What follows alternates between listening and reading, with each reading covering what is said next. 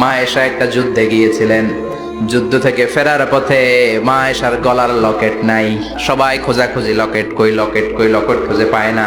ওদিক দিয়ে মাগরিবের নামাজের সময়ও শেষ।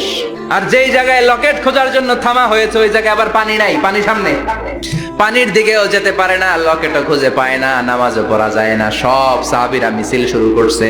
সাইয়েদনা আবু বকর ঘটনা বেসামাল দেখে আয়েশার কাছে গেল, যে দেখে বিশ্বনবী মা আয়েশার কোলের মধ্যে, ল্যাপের মধ্যে মাথা দিয়ে শুয়ে আছে।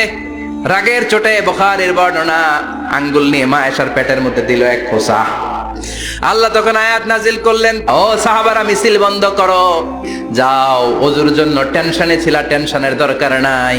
আজ থেকে যদি ওযুর পানি না পাওয়া যায়, বালুর মধ্যে 2 হাত বাড়ি মেরে তায়াম্মুম করো, নামাজ পড়ে নাও, কবুল করে নিবে কে? এ মা আয়েশার লকেট হারানোর কারণে তায়াম্মুমের বিধান